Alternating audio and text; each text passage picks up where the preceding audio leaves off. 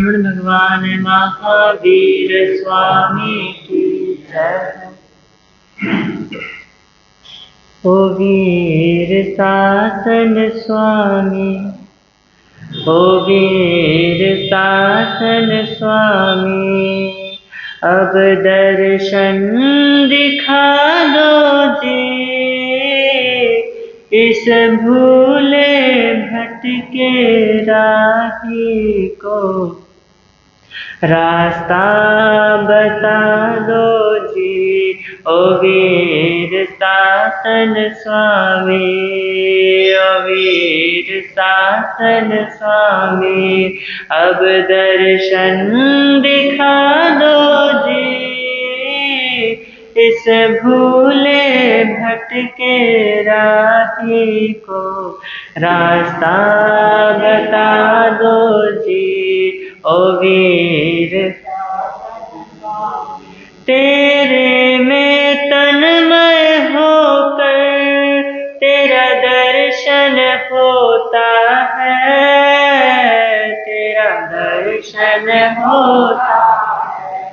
तेरे में तन्मय होकर दर्शन होता है, तेरा होता है।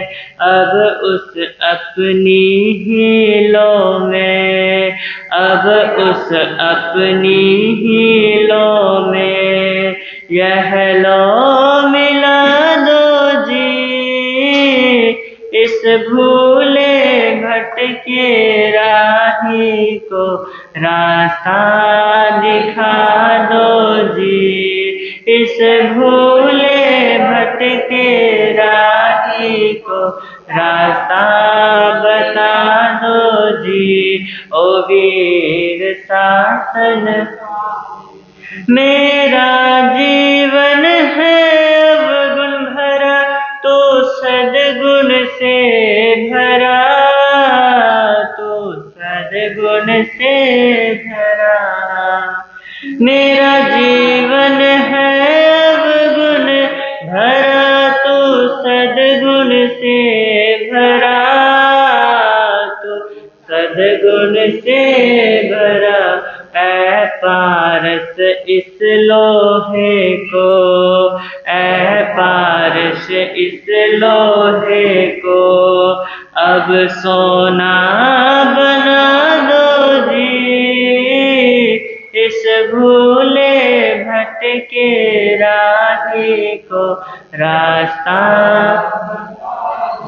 जी। ओ वीर शासन वास्तव में तेरे मेरे में कोई भेद भी नहीं, कुछ भेद भी। वास्तव में तेरे मेरे में कुछ भेद भी नहीं, कोई भेद भी नहीं। तो विमल समल बस में हूँ, तो विमल समल बस में हूँ, यह अंतर मिटा दो जी, इस भूले भटके राही को रास्ता दिखा दो जी, इस भूले भटके राही को रास्ता बता दो जी। ओ वीर शासन स्वामी, ओ वीर शासन स्वामी, अब दर्शन दिखा दो जी, इस भूले भटके राही को रास्ता दिखा दो जी, इस भूले भटके राही को रास्ता बता दो जी। ओ वीर तूने तो अनेकों तारे प्रभु में क्या भारी हूँ, प्रभु में क्या भारी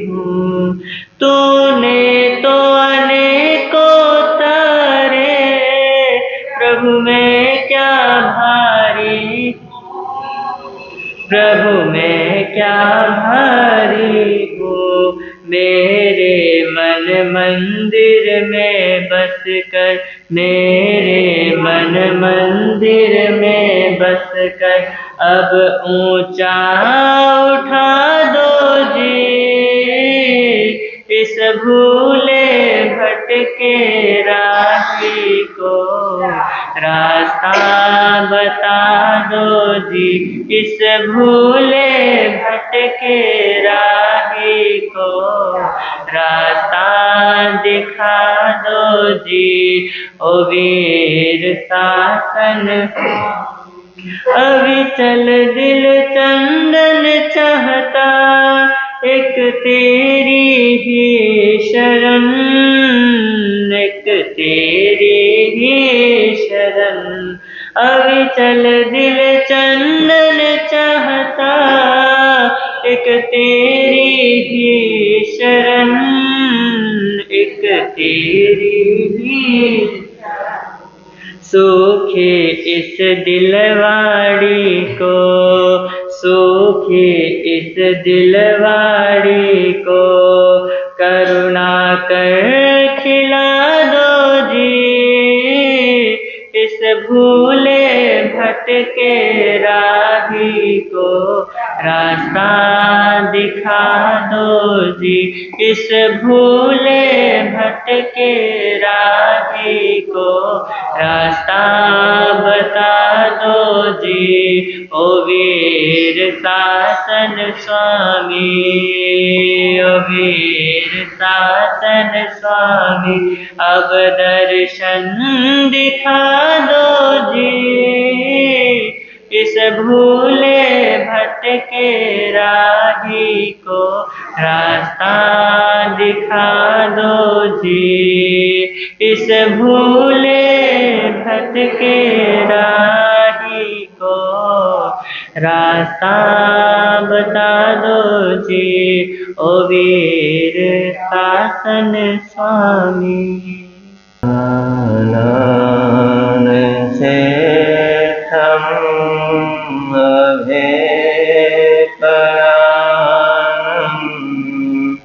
सचे सुवर्ण वज्रं वयन्ते, तवे सुवा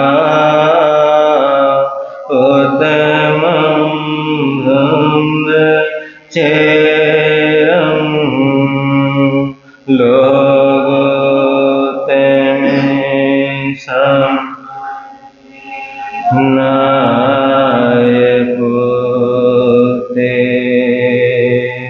गुरु श्री राम मुनि जी को मेरा हो प्रणाम, जिनका जग में हो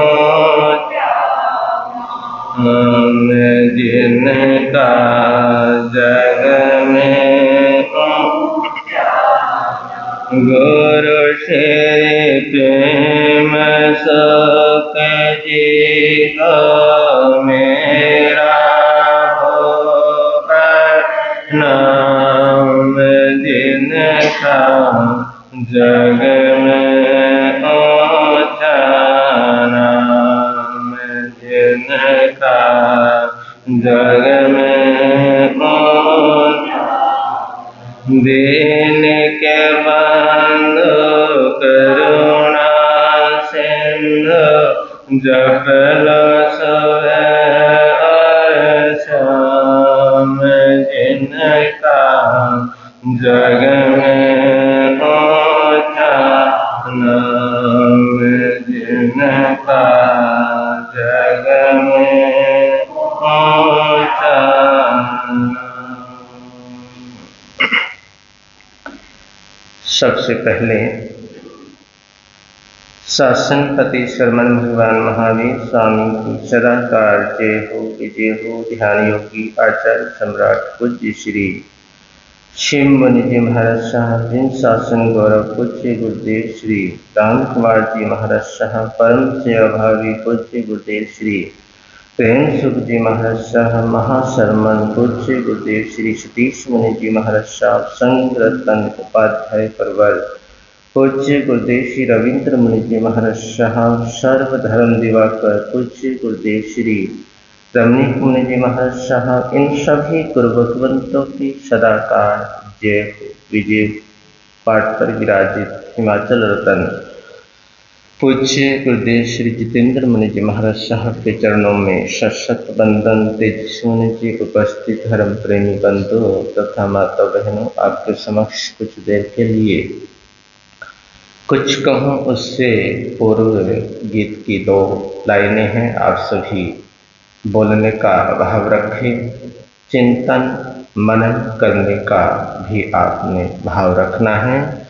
सच्ची सरदा सच्चा चारित्र सच्चा होवे ज्ञान, उसी को मिलते हैं भगवान, उसी को मिलते। सच्ची श्रद्धा सच्चा चारित्र सच्चा होवे ज्ञान, उसी को मिलते हैं भगवान, उसी को मिलते हैं भगवान।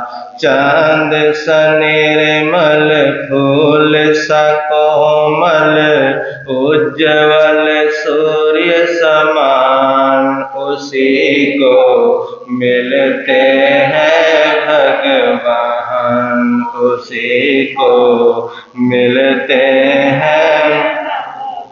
सच्ची श्रद्धा सच्चा चारित्र सच्चा होवे ज्ञान, उसी को मिलते हैं भगवान, उसी को मिलते हैं। डसे न जिसको क्रोध का काला, पिए नहीं जो मद का प्याला। डसे न जिसको क्रोध का काला, पिए नहीं जो मद का प्याला। मन पर नहीं माया का जाला, जले न जिसके लोभ की ज्वाला। शांत धीर हो नम्र सरल हो निर्लोभी गुणवान, उसी को मिलते हैं भगवान, उसी को मिलते हैं। शांत धीर हो नम्र सरल हो निर्लोभी गुणवान, उसी को मिलते हैं भगवान, उसी को मिलते।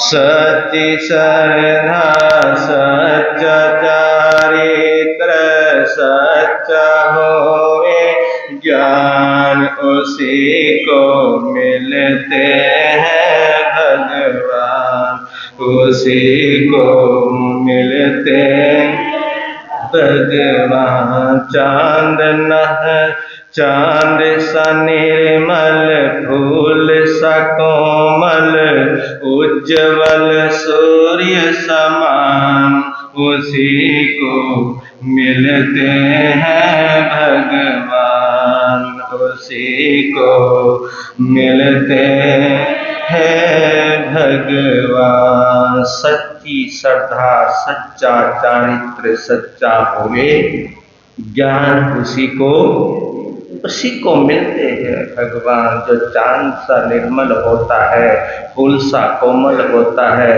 उज्ज्वल सूर्य समान, उसी को मिलते हैं भगवान, उसी को होती है भगवान की प्राप्ति। वही होता है भगवान, वही बनता है भगवान। इसी की तो चर्चा चल रही है। 10 लाख पर सबसे पहले जो धर्म बतलाया वो क्या है? उत्तम क्षमा धर्म। दूसरा उत्तम माधव धर्म। तीसरा उत्तम आर्जव धर्म। तो आज है चौथा जो धर्म है वो है उत्तम सोच धर्म। क्या है? उत्तम सोच धर्म। देखिए, क्रोध गया, मान गया, माया गई, है ना? तीन धर्म हो गए ना, क्रोध, मान और माया। क्रोध गया, मान गया, माया गई। अब पवित्र होने का संकल्प करना है। क्या करना है? पवित्र होने का संकल्प करना है, क्योंकि जो क्रोध है, मान है, माया है, यही तो हमारे जीवन को विकृत कर देते हैं। और जब ये चीजें अंदर से निकल जाती हैं तो फिर पवित्रता आती है अंदर, फिर शुद्धता आती है अंदर। और जब पवित्रता आती है, शुद्धता जब अंदर आती है, तभी वो अपनी आत्मा, धर्म और परमात्मा के पास पहुंचता है। तो उत्तम सोच धर्म, ये चौथा धर्म बतलाया है, उत्तम सोच धर्म। तो किसी कवि ने कहा, आईना ये तो बताता है कि कौन हूं मैं। समझ गए ना? आईना, शीशा। आईना ये तो बताता है कि कौन हूं मैं, पर वो इस बात पे खामोश है कि क्या है मुझ में। पर वो इस बात पर खामोश है, चुप है, पर वो इस बात पर खामोश है कि क्या है मुझ में। आग है, पानी है, मिट्टी है, हवा है मुझ में। आग है, पानी है, मिट्टी है, हवा है मुझ में। फिर तो कहना ही पड़ेगा कि खुदा है मुझ में। फिर तो कहना ही पड़ेगा कि खुदा है मुझ में, परमात्मा है मुझ में। क्योंकि खुदा, परमात्मा हमारे से कोई दूर नहीं है, आपके अंदर ही है, आपके भीतर ही है। बस उसको तराशना है, उसको देखना है, अंदर डुबकियां लगानी है, अंदर जांचना है। हम बाहर खोजते हैं परमात्मा को, हम बाहर दौड़ते हैं, लेकिन वो दौड़ निरर्थक हो जाएगी। वो जो बाहर की दौड़ है, उस बाहर की दौड़ से आप आत्मा के पास नहीं पहुंच पाओगे, आप परमात्मा के पास नहीं पहुंच पाओगे। जो बाहर की दौड़ है, उस दौड़ से निकलकर अंदर की दौड़ लगानी। कहां की दौड़ लगानी है? अंदर की दौड़ लगानी है, भीतर की दौड़ लगानी है। क्योंकि परमात्मा भीतर ही है, परमात्मा अंदर ही बैठा हुआ है, विराजमान है। बस उसको देखने की क्या चाहिए? उसको देखने की नजरें चाहिए, उसको देखने की दृष्टि चाहिए। तो पवित्रता, शुचिता, ये जितने भी शब्द हैं, चाहे वो पवित्रता हो, चाहे वो शुचिता, चाहे वो निर्मलता हो, पवित्रता, शुचिता, निर्मलता, ये सब उत्तम सोच के पर्यायवाची शब्द है, पर्याय है ये सब। सोच का अर्थ होता है शुद्धि। सोच का अर्थ क्या होता है? शुद्धि, शुद्धिकरण, शुद्धि, पवित्रता, शुचिता, निर्मलता। और शुद्धि तन की ही नहीं, मन की भी हुआ करती है। शुद्धि इस तन की ही नहीं, मन मन की भी हुआ करती है, क्योंकि जो हमारा धर्म कहता है कि तुम मन की शुद्धि करो। किसकी शुद्धि करो? मन की शुद्धि करो। तन की शुद्धि करने के लिए भी कोई मनाही नहीं है। ठीक है, करो भाई, शुद्धि करो, तन की भी शुद्धि करो, लेकिन जहां पर तन की भी शुद्धि होती है और मन की भी शुद्धि हो जाती है, जहां पर दोनों चीजों की शुद्धि हो जाती है, तो वहीं तो शुद्धिकरण होता है। उसी को तो शुद्धिकरण कहते हैं, उसी को तो पवित्रता कहते हैं, उसी को तो निर्मलता कहते हैं। तो जहां तन की शुद्धि है वहां पर मन की भी क्या है? मन की भी शुद्धि है। मन भी बहुत जरूरी है। मन बहुत जरूरी है। मन को शुद्ध करना, मन को पवित्र करना। लेकिन ये जो मन है, ये हमारा किससे शुद्ध होगा? कहां से शुद्ध होगा? किसके द्वारा शुद्ध होगा? तो परमात्मा कहते हैं कि ये जो मन हमारा जो अपवित्र हो चुका है, जो पवित्र है, इसको कैसे पवित्र करना है? ये कैसे पवित्र होगा? तो महापुरुषों ने कहा कि इसको पवित्र करने के लिए अध्यात्म की, धर्म की शरण तो ग्रहण करनी पड़ेगी। किसकी शरण ग्रहण करनी पड़ेगी? मन को सही रास्ते पर लाने के लिए, मन को शुद्ध करने के लिए, इस मन को पवित्र करने के लिए किसकी जरूरत पड़ती है? अध्यात्म की जरूरत पड़ती है। इस मन को शुद्ध करने के लिए धर्म की शरण ग्रहण करनी पड़ती है। और जब तक हम धर्म की शरण ग्रहण नहीं करेंगे, अध्यात्म में नहीं जाएंगे, धर्म की शरण के लिए, तब तक हमारा ये मन शुद्ध नहीं हो सकता।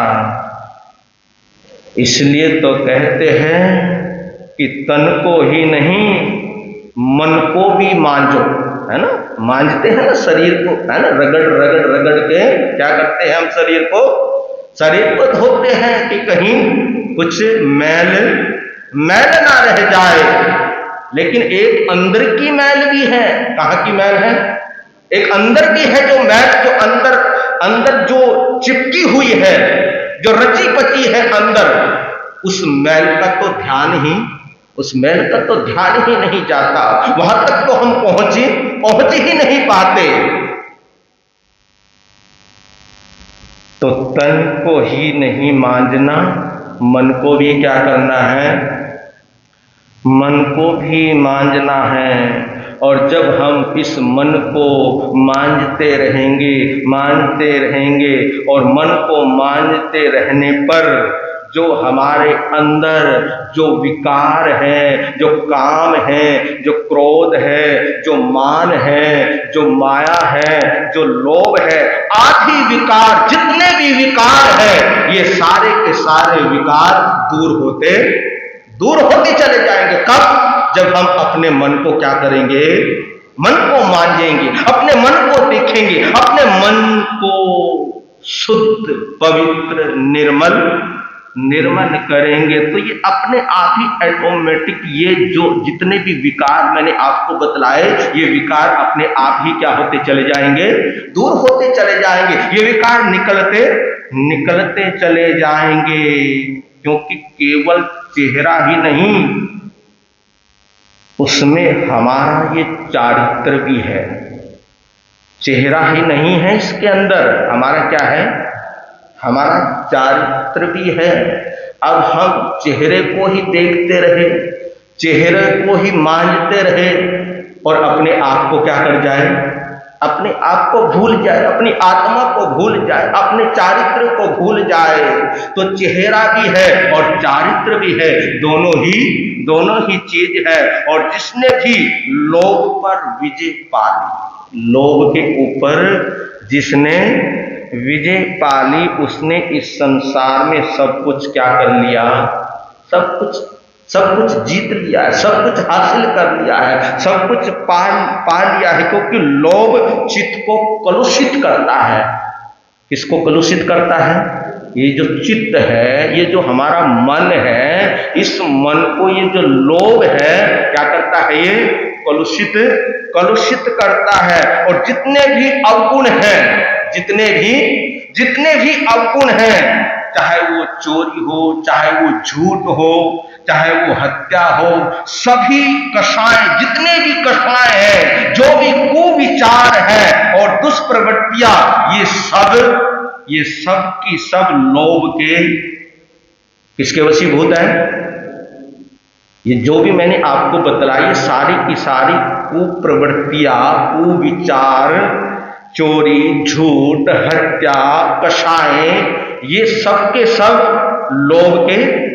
लोभ के कारण ही होते हैं, लोभ के वशीभूत हैं। तो इसलिए कहते हैं कि लोभ सब पापों की क्या है?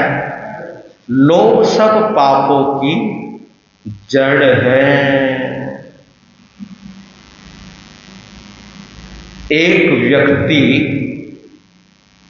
पढ़ लिखकर, है ना, पढ़ लिखकर 12 साल लगा दिए।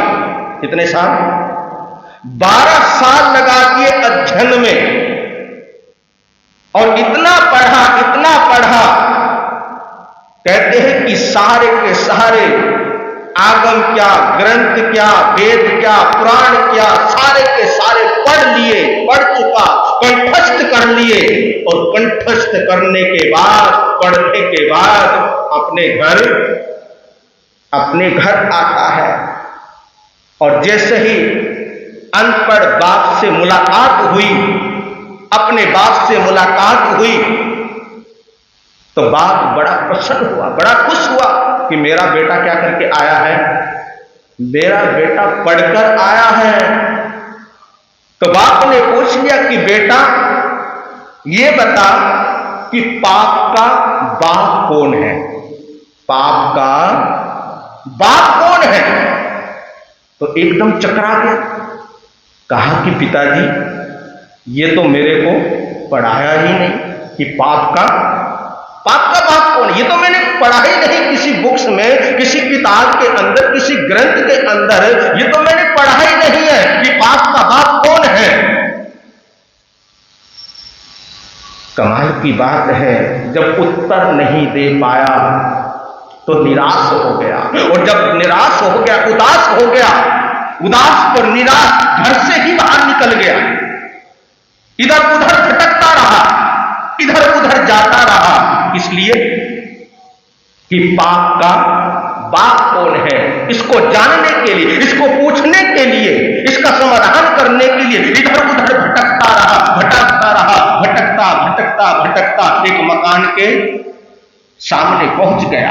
थका हुआ था, बैठ गया, प्यास लगी हुई थी। अंदर से एक लेडीज आई, उस लेडीज को कहा कि मुझे क्या करना है? मुझे प्यास लगी है, मुझे पानी चाहिए। तो वो लेडीज अंदर से पानी लेकर आई, उस व्यक्ति को पानी पिलाया, और उसकी क्या हो गई? उसकी प्यास बुझ गई। जब उसकी प्यास बुझ गई तो उस व्यक्ति ने उसका नाम पूछा कि तुम्हारा नाम क्या है? तुम हो कौन? तो उस लेडीज ने कहा कि मैं एक वेश्या हूं। और हूं मैं एक वेश्या हूं। जैसे ही ये नाम सुना हो, मेरा तो क्या हो गया? धर्म भ्रष्ट हो गया। मैंने एक वेश्या के हाथ से क्या कर लिया? पानी पी लिया। अरे मेरी तो सब पढ़ाई लिखाई सब क्या हो गई? सब खराब हो गई। मेरा तो धर्म क्या हो गया? धर्म भ्रष्ट हो गया। ये धर्म भ्रष्ट बड़ी जल्दी हो जाता है। कितना नाजुक है धर्म, है ना? कितना नाजुक धर्म बना दिया है हम लोगों ने। जैसे छुई मुई का वो होता ना, छुई मुई का पेड़ देखा आपने? हैं? छुई मुई के पेड़ को अगर छुओगे तो वो क्या हो जाता है? वो मुरझाता है। आज हमारे धर्म के अनुयायियों ने अपने धर्म को इतना छुई मुई की तरह बना दिया कि थोड़ा सा कुछ हो जाए तो धर्म क्या हो जाता है, धर्म भ्रष्ट हो जाता है। कमाल की बात है। तो वो कहने लगा कि वेश्या के हाथ से पानी,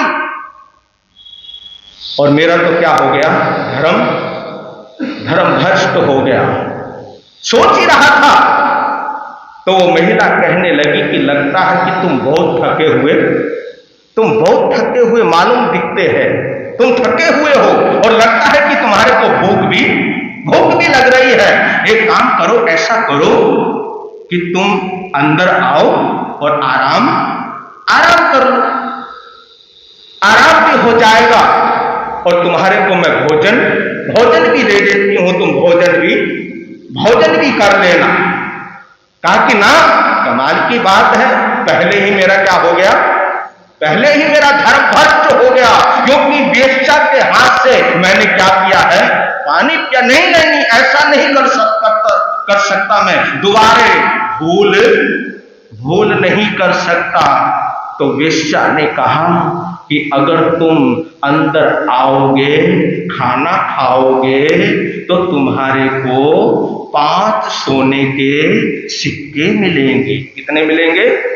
5 सोने के सिक्के मिलेंगे। बस इतना सुनना था। 5 सोने के सिक्के, चलो कोई बात नहीं, पानी तो पी लिया ही है मैंने, प्रायश्चित तो मैंने करना ही है। क्या करना है मैंने? प्रायश्चित तो मैंने करना ही है, कोई बात नहीं, भोजन भी कर लूंगा और इकट्ठा ही क्या हो जाएगा, इकट्ठा ही प्रायश्चित कर लूंगा।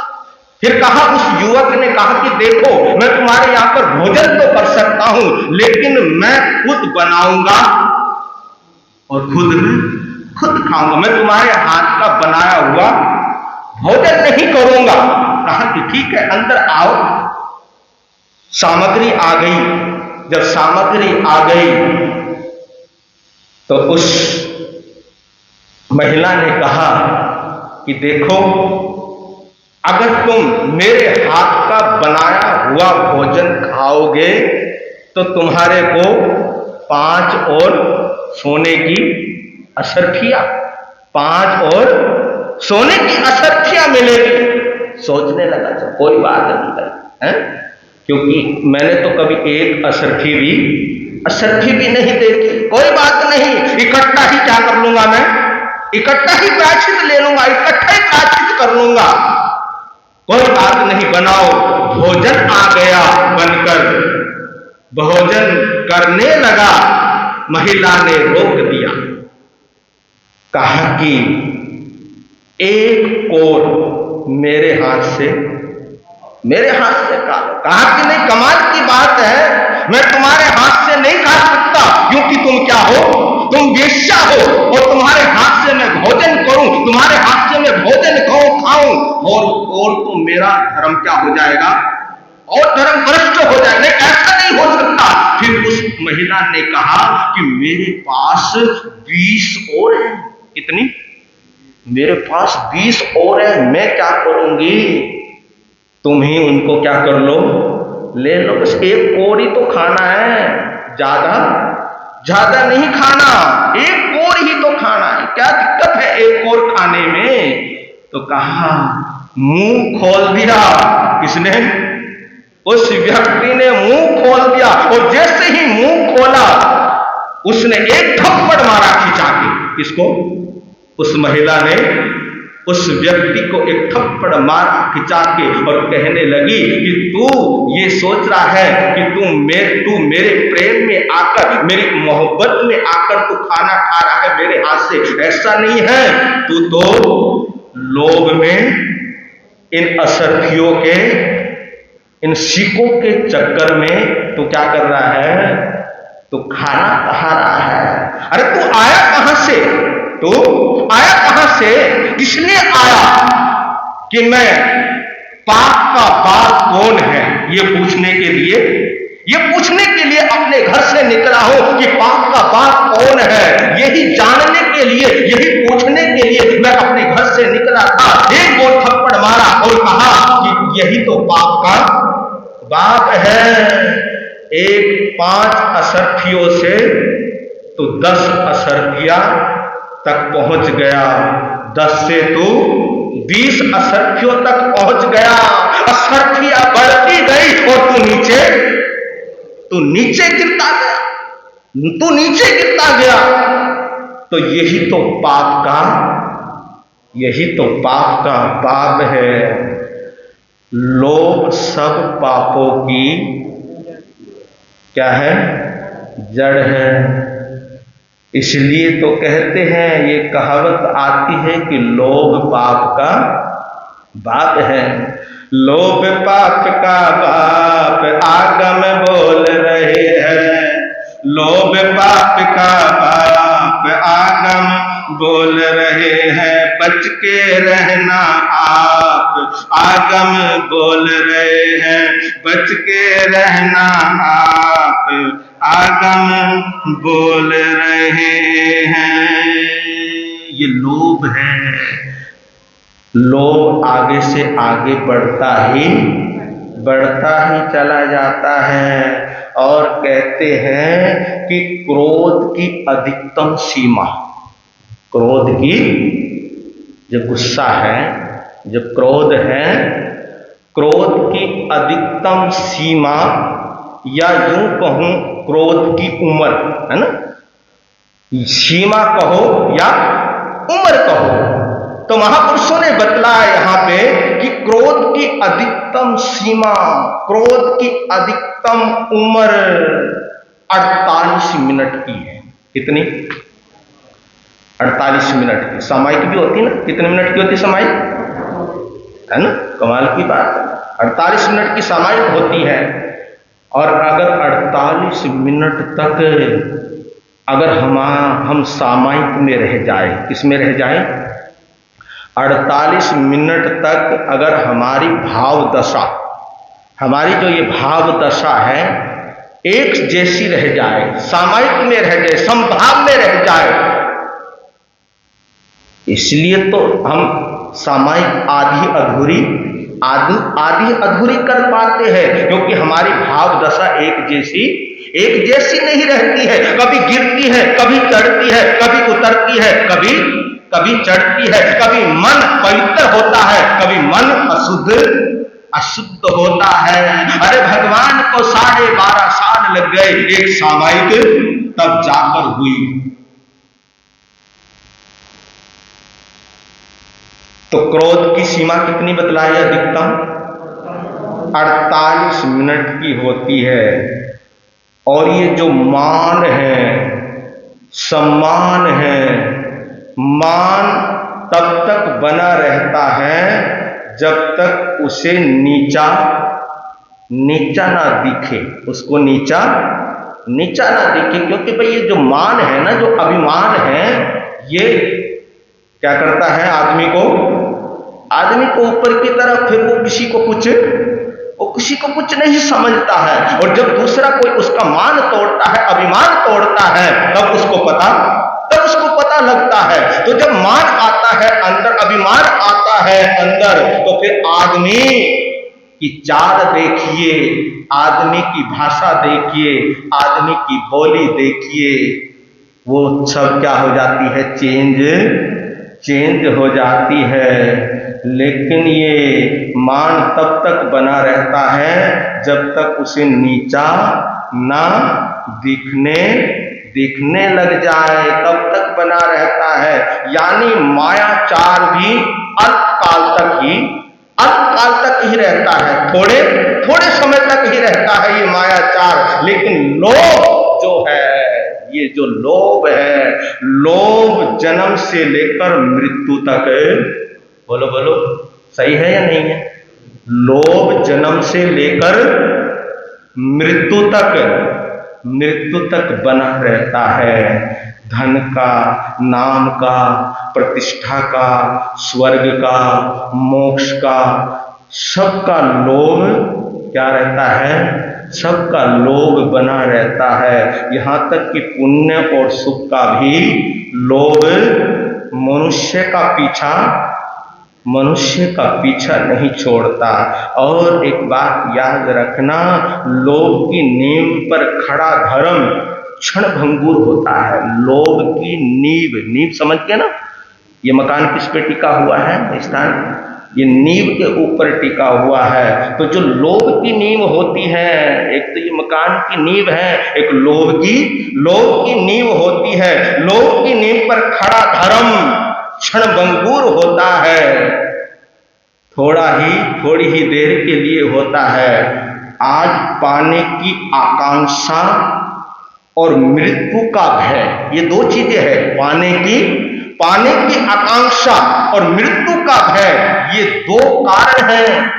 ये दो कारण हैं जिनके वशीभूत होकर मनुष्य धर्म की शरण को क्या करता है?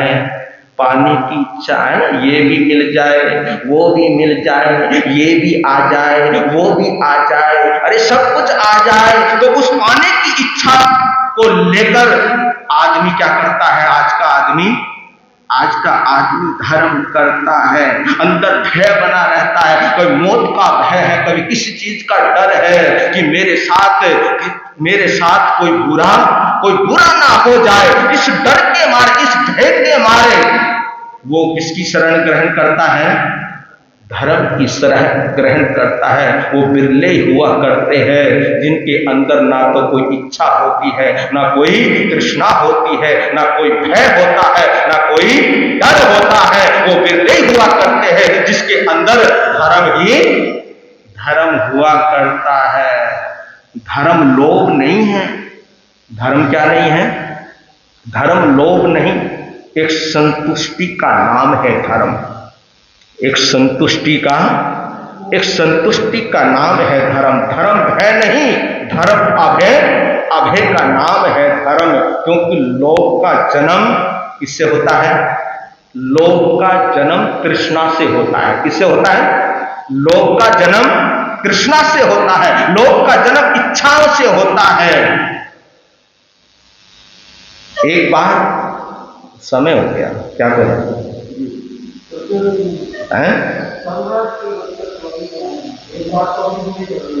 एक बात पूरी कर दूं? 9:30 से तो 9:45 बढ़ा लो, फिर इसको 15 मिनट बढ़ा, है ना? पता नहीं 15 मिनट बढ़ाएंगे तो फिर आप बैठोगे नहीं, अब पता नहीं तो दूसरे दिन आओगे भी या नहीं आओगे, ये भी तो गारंटी नहीं है ना कुछ। तो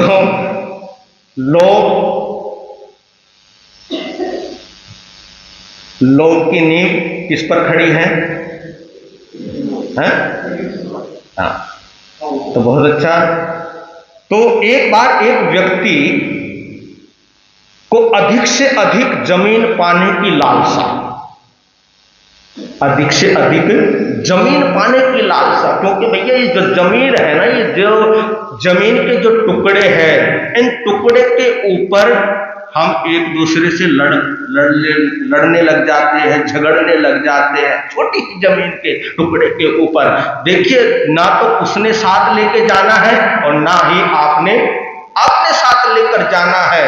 तो उस अधिक से अधिक जमीन को पाने के लिए एक व्यक्ति दौड़ लगाने लगा। क्या करने लगा?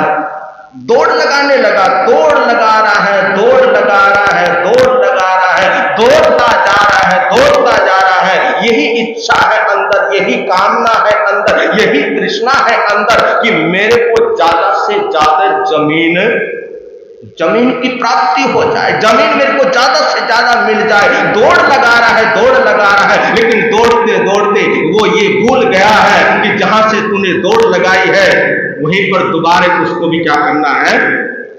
उसको भी छूना है, तभी तेरी दौड़ पूरी मानी जाए। ये भूल गया वो व्यक्ति।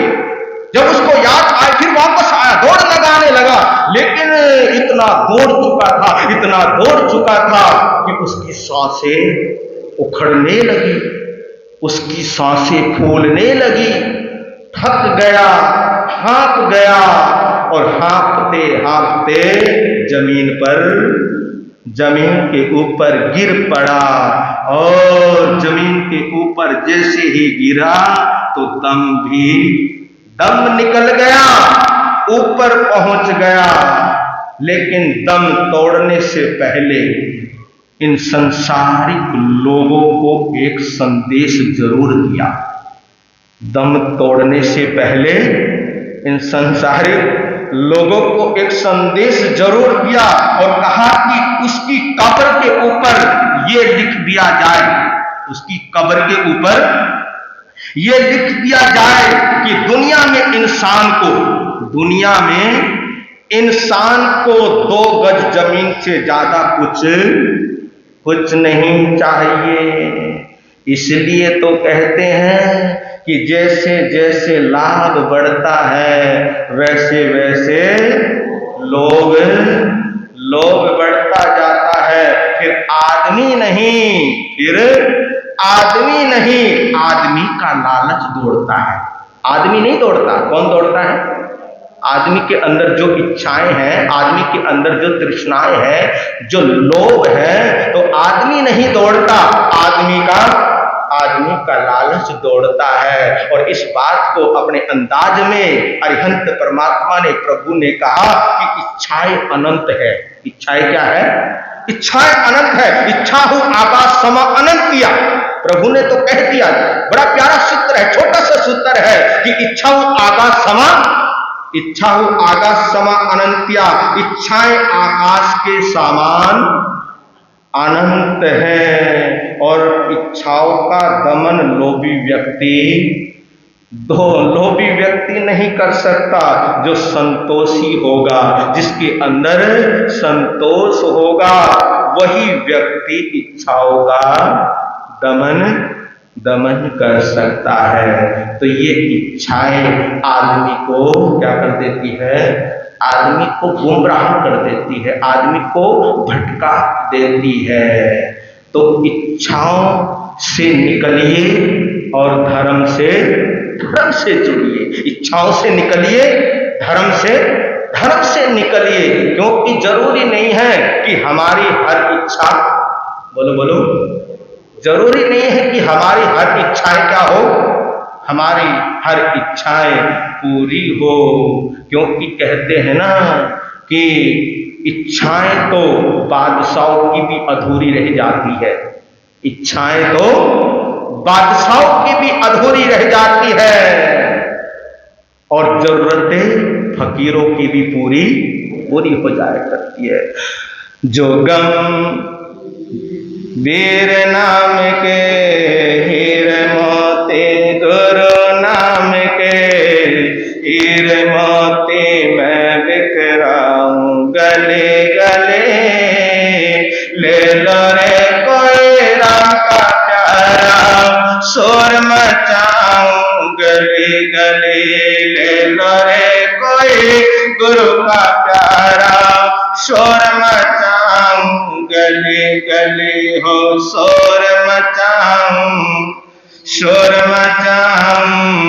शोर मचाऊं गले